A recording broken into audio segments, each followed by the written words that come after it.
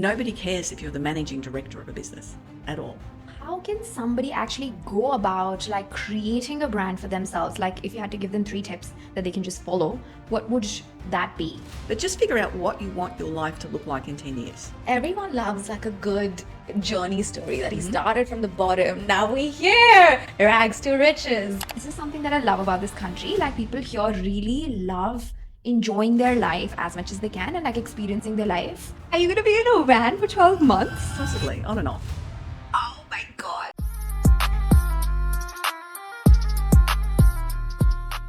Welcome to Call Me Didi. I'm your host Diva. And I'm your host Sanchi, and let's get into today's episode. Today we have a business coach on our podcast, Janeen. Welcome.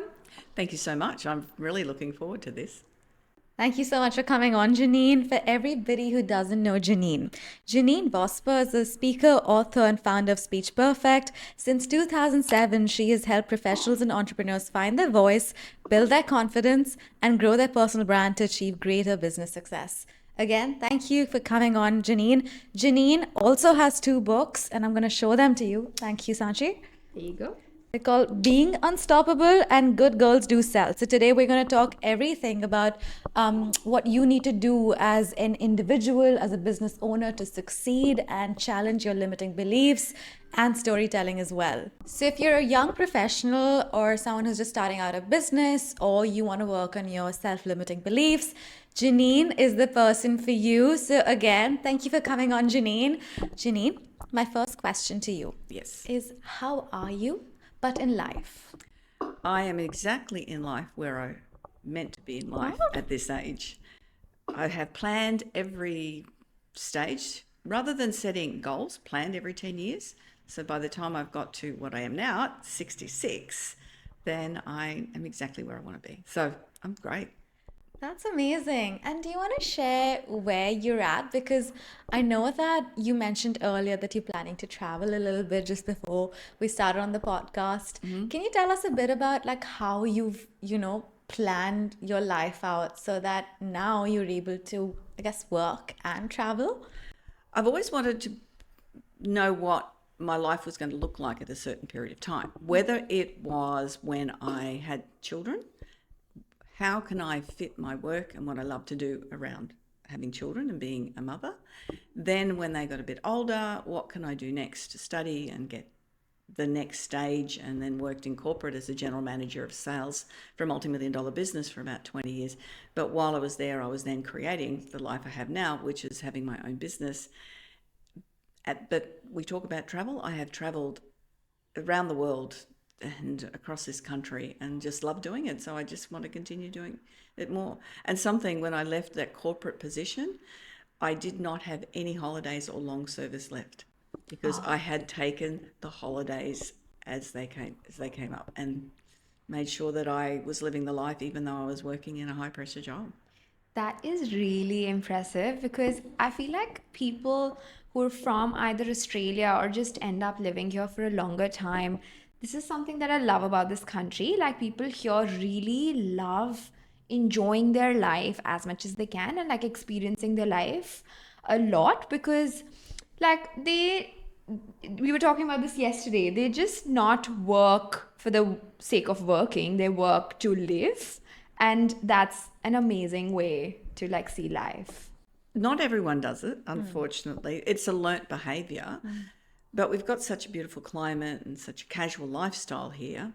Our next part is we've got a big caravan, hook it up, and we've been doing a lot of trips in it now, and then next year probably 12 months doing exactly that. I am where I want to be. That is amazing. So if you don't mind me asking, do you have the caravan set up with like Wi-Fi and whatnot so you can be out and about and on your laptop at the beach? The trips we've been doing have been 6 or 7 weeks, so I haven't bothered with something like Starlink, but when we're away next year for 12 months, definitely Starlink so I can work anywhere. Are you going to be in a van for 12 months? Possibly, on and off. Oh my God. Like, this is very great perspective to talk to you, because we are in our 20s, and we were talking about this, like one of the biggest things that we struggle with, that we feel that we have to do everything before we turn 30, because once we turn 30, our life is going to get over, like, oh my god, so many responsibilities, we're not going to have fun, we're not going to be able to travel, whatever.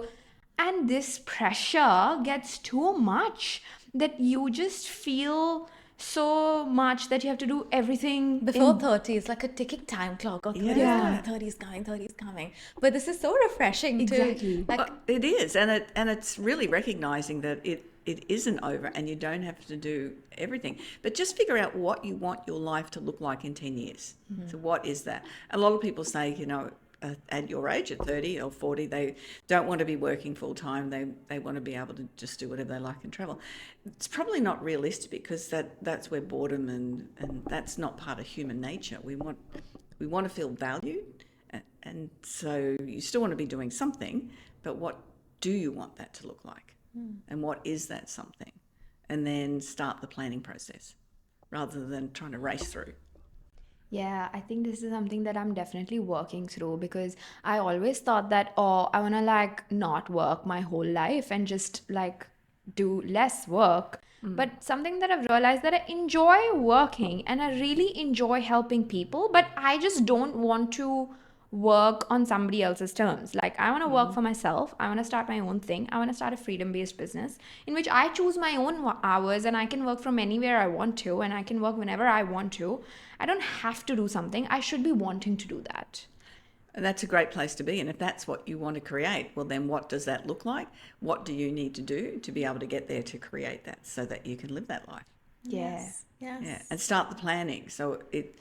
And I'm a big goal setter, but the goal setting is just a 12-month thing.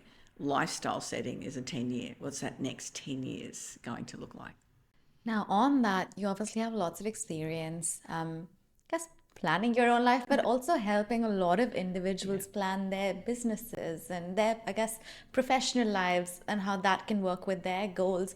Can we go back to, I guess, when you were working, for the company you were as a managing director? What inspired you to then start business coaching on the side? I love what Sanchit said before, and it's very much, how can I help people? So I was making a lot of money for that particular business, and managed to secure the business of every mining company in Queensland and most of the councils. And so I was successful at doing that, but it was doing it for someone else. And it wasn't that same reward that I get now by helping others. And what my theory has always been, the more people I help, the more money I earn. So it's not about how can I earn money, it's how can I help more people. And I've won quite a few awards, business awards, and they're to do with coaching, particularly coaching women in business. I usually say I work with women or men who are smart enough to work with me. It's my phrase.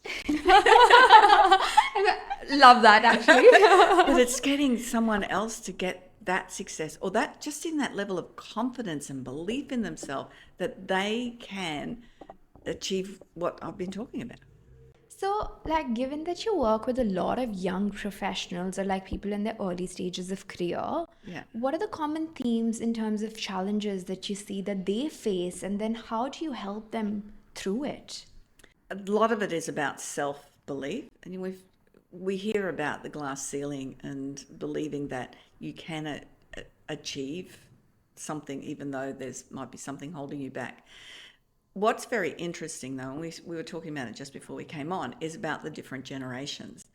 And each generation has a different way of that perception of that.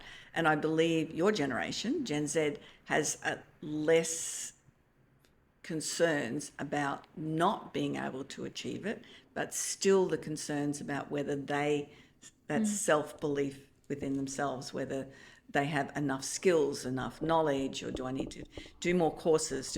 What do I need to do?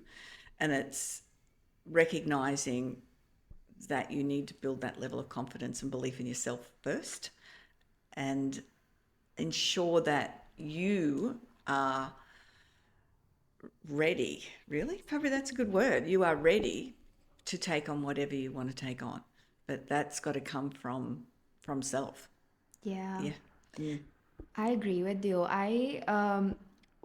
Like a few weeks ago, I was going through this phase where I was thinking that no matter how many times I think about like building a big business for myself, I'm not able to get there. Like I've been trying to do this for a long time.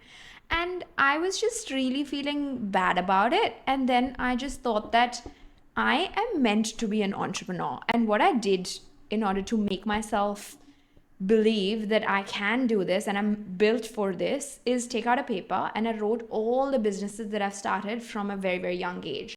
And I used to be a kid and I started making chai for my family and I would sell them a cup for 50 rupees, which is $1 at the time, like still $1.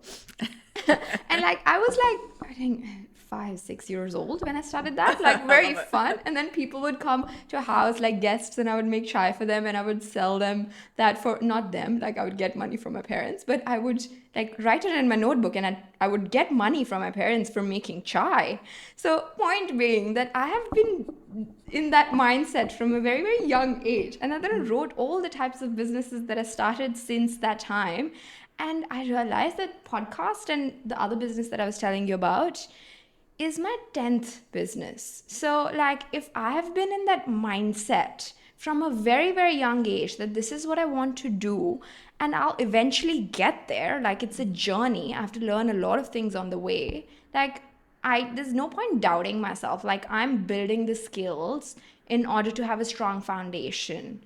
And it's like you said very well there that building that self-trust comes from a lot of the times like writing all the things that you once thought you'd never be able to do, but then you did them, and like reminding yourself that if you did that, you can do this as well. Like I agree. And I was going to ask you, because you said, I've been trying to build this business for a really long time. And I was going to say, how long is a really long time that you've been trying to build that business? Yeah, not that long, I would say. It's we see on social media that people create businesses overnight. That is such a small percentage, and most of it doesn't. They've had 10 years of practice before they've got to that place. Just keep being curious. Just keep getting knowledge, and knowledge doesn't necessarily have to mean education. Knowledge can be knowledge. Listen to podcasts, read books, talk to people who have got the experience, because that will help you trust yourself a lot more that yes, I know where I'm going. But give yourself some time and patience and find out what it is. So if you're creating a marketing business, why? And that's one of the things I love with my storytelling, is going back to it. And I love what you've said about 5-year-old. I'd be able to create an amazing story from that. That should be in part of your abouts, your bio. It's what makes someone then know, you know what, I want to work with that person because they've always been on this journey, or it's because they've always wanted to help people. Whatever it is, people have to connect with you.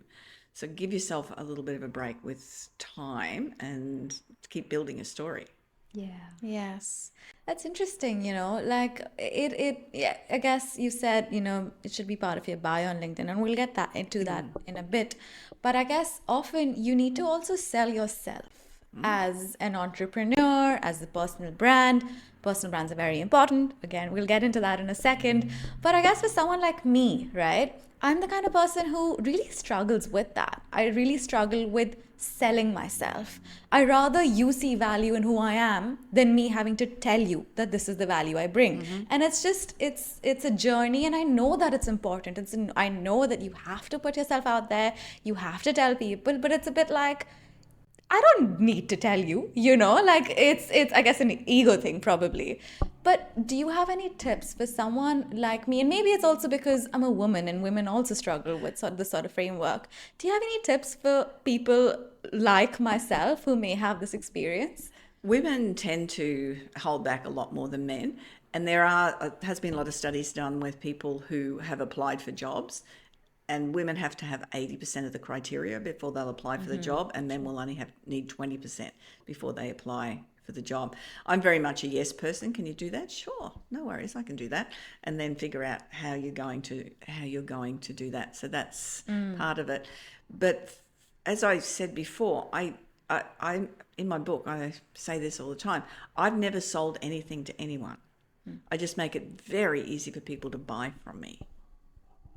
Meaning the reason I'm doing it is to help support other people. So if my focus is on what I can bring to someone else, then I'm going to be successful because that's my focus, not on the bottom line.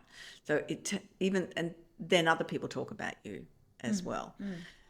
But you do need to be the front of your brand. You do need to be the person out there. But there's ways of writing it or saying it rather than saying, hey, I have all these degrees, I've won these awards, whatever it is. It could be along the lines of, while I was studying for my marketing degree. So you just reword it. Then everyone knows you've got a marketing degree, but without saying, I have and I've done. You can softly bring those things in if you're feeling uncomfortable, but you need to shout them out. Yeah. So you're trying to say that we kind of have to showcase our expertise in a way that it comes across as authentic and tells them that we are going to help them, rather than being like, oh, this is what I have, you should buy from me. Correct. And particularly in Australia, if you're selling to the US, a different market, or they expect people to put their hand up and go, hey, look at me. And one analogy I often give is Australians buy new cars. We tend to pick them up, drive them home, put them in the garage and close the door. We might just put a thing out there to say, hey, look what I've got. Whereas Americans will drive around the block 10 times and go, hey, look at me, this is what I've got. It's a very different markets. And yes, Australians, and particularly Australian women, tend to pull back a lot. And we have that tall poppy syndrome. You may have heard of that. I have. Yeah, and anyone that puts their hand up, they want to knock them down. And it's absolute shame, and it's getting better because of the generations flowing through. But we need to make sure that yes, you can talk about yourself and feel good about it. It's so interesting that you said that. I actually haven't had this perspective about Australian culture and people, so thank you for that. But I was listening to a podcast by Simon Beard, who's the founder of Culture Kings, and he was saying that, he's trying to build a network and help other entrepreneurs come up, just because in Australia, you don't see as many entrepreneurs, and you see that the culture of entrepreneurship and founders is way lesser compared to places like America. And it's for that reason that you just mentioned, that people here are, I guess, not so self-believing, and they really struggle with that. So 100%. But on that, if I'm someone who wants to put myself out there and build a good personal brand, can you tell me why that is important to have as an individual? And that could be, for a young professional who's entering their workforce, because a lot of our audience are people in their 20s, but also an entrepreneur who said, you know what, I need to do this. This is just something I have to do. It's so much more important now than it was, say, 15, 20 years ago. You just look at influencers. Yes. That's what people are influenced by, people with a particular brand. You are your brand. It doesn't matter whether you are even working for someone else. So I've got a course I'm running that is for people who work for someone else and helping them build their personal brand, because you're never sure where that's going to go in the future. It's being consistent with who you are. I can be a little political, but that's me.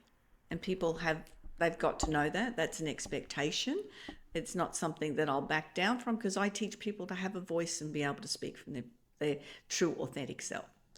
If I was not doing that, it wouldn't be my brand.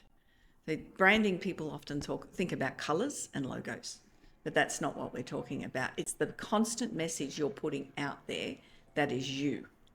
So how does that look? And does it reflect? And it's all on socials. I mean, that's what people are expecting. But it's also if you're standing up in front of the room, if you're on your podcast here, what is your authentic brand? So how can somebody actually go about like creating a brand for themselves? Like if you had to give them 3 tips that they can just follow, what would that be? The 3 tips for creating a brand for themselves is to be really consistent. Whatever message that you're giving out, make sure that you stick to that message. Be consistent in the amount of information that you're putting out there. Rather than asking for things all the time, gift with knowledge. So there's 2 consistencies, one with personal and one with the knowledge that you're giving. And then the third consistency is that the look, the color, the image that you're portraying is that, do I want it casual, do I want it professional? But it's always the same, it comes across the same way. So 3 consistencies. Ah, I like that. I've never thought about it like that. Like, I tried to do this exercise one time on my Instagram where I went on my stories and I asked people on my Instagram if you had to describe me in one word, what would it be? Just to get a gauge of how people see me, like in general. And a lot of the answers that I got were very consistent because I feel like the personality that I put online, I am very like that offline as well, like very same person online and offline, was that like very lively kind of energy, which is true. I feel a lot of people who talk to me could gauge that, but I'm not like that all the time. Like Diva lives with me, she can she can tell, like, of course. Yeah. But that's just the consistent theme that I found from the answers that people put on the story, which made me think about the thing that you just said, that it's true. Like, it's what people think of you when you're not in the room. That's exactly what branding is, what people will say about when you're not in the room. And yeah, mine is outspoken, but giving a voice to others. I run a retreat with a photographer and a stylist, and it's all about storytelling and branding. And we all have our own part that we play. But this year, I wrote my story for the first time, which was really interesting. I hadn't done that. I've got plenty of abouts things, but I went back to find the story. And I remember I was the most disruptive child in the classroom, but when I was 12-year-old, my teacher was horrible. He was just an awful man and let the boys get away with hurting the girls and everything. So I just left school, and then my mother sent me back, and I went straight to the principal's office, and I told him I was never going back in that classroom. And so I spoke up then, and it's just who I am now. If I see an injustice, if I see that people are being pressured into something that doesn't work for them, then I want them to have a voice so they can feel that level of confidence and self-belief. So it started very young, like your chai tea. Fun fact, tea means chai. So when people say chai tea, it actually means chai. TT. Yeah, tea. I loved my chai when I was in India. I binged on it. I haven't been able to get it the same flavour here. Yes. It's a tricky one. There's actually a brand called Dropout Chaiwala. Shout out to them. We actually recorded a podcast with the founder when we were in Melbourne. They are selling, I guess, ready mixed chais, and it's the closest one I found to the one in India. In fact, I have a sachet here, so I'll give it to you before you excellent. leave, That so would be you can great. try that. Yes. But we talked about storytelling just then, and we talked about, I guess, why it's important to tell your story. Do you have a framework that our audience could use? It's really interesting. I have a framework for everything. And I have an acronym for, because I've been teaching, and they're all 5-letter words. So sales, speak, brand, story. And it just makes it easier for people to associate with it. Yes. And I did a presentation on elder abuse just recently, and even the word elder has 5. And so I was able to, so the first one for that would be education. So the story part is the S is for the story. What is your story and how it might find it. Yeah. So the T is for the target. Who's the audience? Why are you telling this story? But who is that audience that you want to, and that's the thing when you create your about section or what it might be, is, so I'm working with some accountants. audience is quite different than someone else's audience. The relevance, if you are telling a story, that what's the relevance of someone getting to know you who might go, okay, I recognize that person has always been an entrepreneur. That will work with me. Why is your voice? Your voice. And that's part of with the speaking training, how you use your words, how you deliver them, whether you use pause, pace, pitch, projection, and the tone of your voice. Because particularly if you're going to tell your story in a podcast or you're going to tell it on stage, you want to be able to deliver it in the most effective method so people will actually listen to you. Oh, that's lovely. Thank you for that. That is, I guess, a good framework which people can also use in their LinkedIn to tell their story as well. With the LinkedIn About section, I guess it's important because it's your first thing that professionals who are seeking a professional like yourself are going to see and understand about you as a person. Do you have tips on how our young listeners can optimize their LinkedIn profile? And I'm going to correct you, it's not the first thing. Oh, it's not? It's a component of it. The most important components of your LinkedIn profile, the first part you see is Your picture. your picture. Oh. Absolutely. So having a professional friendly photo is so important. One of you at the beach is not, unless you're an entrepreneur trying to promote that you can work from the beach, it's not going to get the same as a lovely professional photo. While people have got the photo, they often have it turned away from their banner, which means they've just turned their back on their banner and turned their back on their business. It's a simple little story. So you mean like they're looking sideways and then they have the banner at the back? Yeah, they're not looking towards the banner. They're looking away from the banner. You'll start noticing it now. Yeah. The second part is the banner. It is great real estate. And making sure that you have got components on there, not necessarily your logo, but even putting your phone number on there makes it really easy for people to find you rather than having to go into the contact. And the third part is your headline. Nobody cares if you're the managing director of a business at all. They do care what you can do for them and how you would do it. So you've got 220 characters to make the most of that headline and to get that right. So they're the three most obvious points on your LinkedIn profile that will attract people in the first instance, then they'll go to the About section. Because I think I still have founder of my brand name as my first thing, but that makes sense when you write something like helping you build a deep relationship with yourself in the bio rather than saying founder of You're a Sunflower, because they would probably not know what You're a Sunflower is and how can I help them. Correct. Yeah. Who cares? It's part of, and it's because of me working in sales for 40 years, nobody cares about what you do. They only care what you can do for them. And if that's in your banner and in your headline and in your banner as well, then people recognize straight away, this is the person that I want to connect with and I want to work with. How important do you think is to show your more authentic self on your LinkedIn? So not just about your profession and what you can do and, like I'm this, I'm that, but who I am as a person and why you can relate to me. Is that important in LinkedIn world or? It's important in every world. And particularly, since the world changed about 5 years ago, we want to know people now. We really want to know who we're working with. And if there's nothing personal on there, I've worked with a Sydney lawyer, and she still is a dust lawyer. So she worked with people with silicosis and asbestosis, and she didn't want to be an ambulance chaser. We worked to change her profile over. But part of it, she was also a Polish speaker.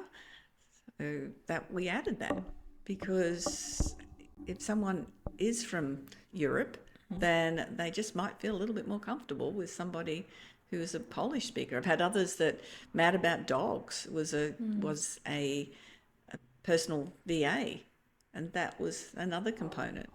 It's people want to know a little bit more about you, and they were just in headlines. There's a lot more that goes into the 2,600 characters in your About section.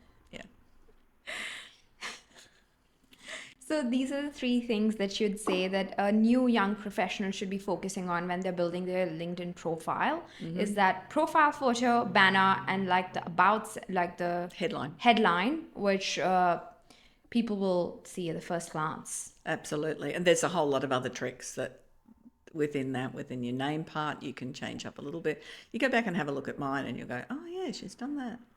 Yeah, I like that. Right, I'm going on her profile right after this. Janine, I know you're working on some really cool things at the moment, and you have a few upcoming projects that you're bringing to the world. Do you want to tell us about that? I do. Thank you very much. I work a lot one-on-one with people, and I find that people who are located near me in Brisbane, then they like to be in person, but a lot work in Zoom wherever they may be in the world. I'm just changing up things a little bit to fit in with this travel lifestyle. I'm running quite a few half-day workshops, whether they are on storytelling or LinkedIn profile, how to build. They're two different workshops and how to build those. And so one is a storytelling. I help you through a formula, write your story, and then I massage it and edit it and create something that is... I listen to your words and I massage it. So, because again, what's the purpose of saying that? I'll give you an example. Had a client who told me that she grew up with alcoholic parents. No, we're not going to put that in it, but it ended up that she grew up in a household that didn't feel safe and wasn't nurturing, but what she learned to be was invisible. So then we built the story around how she now helps other people not be invisible. So it's that sort of thing is what I do with the storytelling. There's great relevance in telling that story. Yeah. So the storytelling half-day workshops and LinkedIn profile setting up. We'll basically set it all up in the half-day. That is very smart. So just a very personal, selfish question to you from my side. If I have to frame my story in a manner that I grew up with having a lot of self issues and I had a very low self-esteem and self-worth in myself when I was in high school. But I have built on it a lot after I moved to Australia, and I've worked on it a lot, like exposing myself to a lot of different cultures and building on that. But now I'm at a stage where I have such a deep appreciation for myself that I know that I can get through any challenge that comes my way. And I really want to help other people build that deep relationship with themselves. Like, how would you say in very short words that I could frame this story? That you could frame that story. I would need to ask a few more questions about growing up and going to school. Was there any bullying at school? I wouldn't say bullying, but I just feel like my school wasn't very nurturing in the sense they wouldn't like encourage you to do things outside of your comfort zone. They would just push people who were naturally good at it rather than like helping other people do that as well. And I just feel like whenever I would very like shy on stage and stuff, so I would tremble and I would go blackout and stuff. That happened quite a few times. Yeah, so see how we sort of would get more into this and then saying something along the lines of, and plus going to school in India, did that make a difference of what you've noticed with schools in Australia?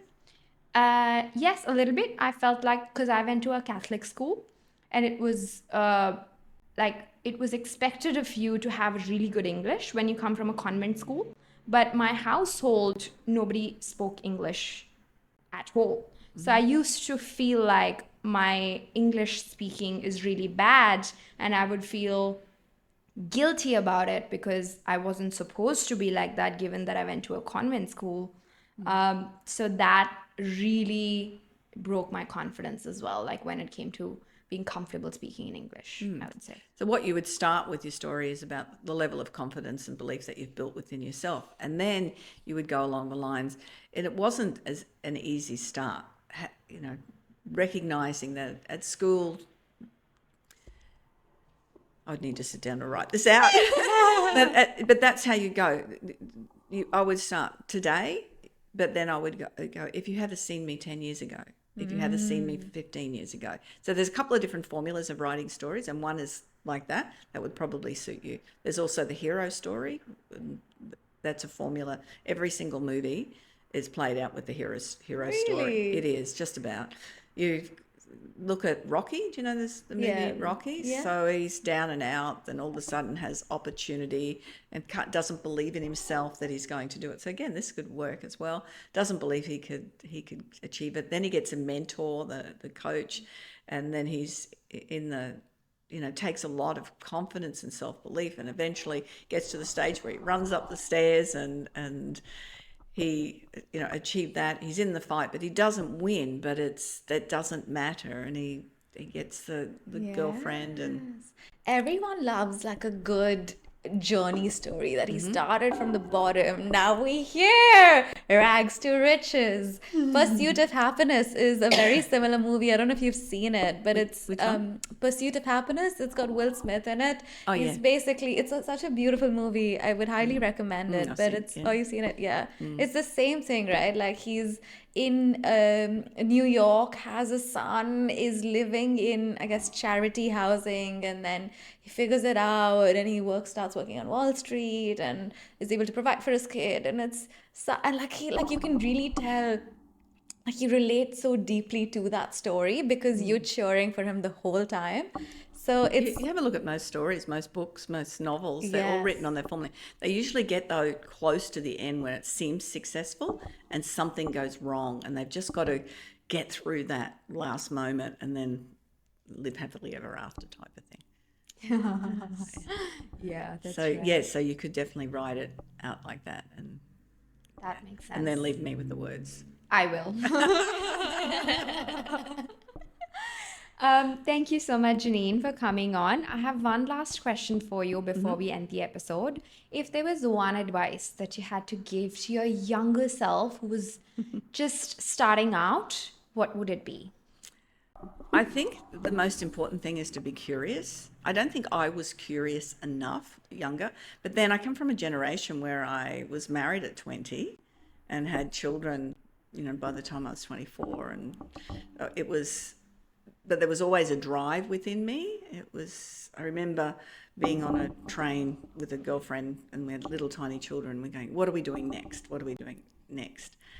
So always be thinking about, what do I want? What do I want my life to look like? Be curious, but get knowledge from as many places as you can. And, I've proof that you don't have to have formal education, but make sure that you get educated and invest in yourself. But women, this frustrates me more than anything. I said I work mostly with women. All my private clients are men, all of them, because they will think, I need help with presentations, I need help with speaking, I need help with branding, I need help with storytelling. I will invest in myself. Whereas us women will go, oh, the children need some new shoes. And it's not an investment. So that would be probably my biggest thing, is figure out what you want to achieve, how you're going to get there, and invest in yourself to do it. Yes. Whatever that looks like. Janine, this is what I really love about you, because you're a testament to how you've done it as well through your life, and you continue to do so even at an age where most people, I guess your age, would retire on and just going to the pub, like that's all they want. I don't want to go travel. I can't put in the effort. Who's going to build a caravan? But you continue to do so, and you're so excited about life and still building your work and making it work for you. So it's actually been so refreshing, so inspiring to talk to you today. Thank you for coming on. For our audience who want to reach out to you and connect with you and potentially work with you, where can they find you? Thank you for all those lovely words. It's very nice.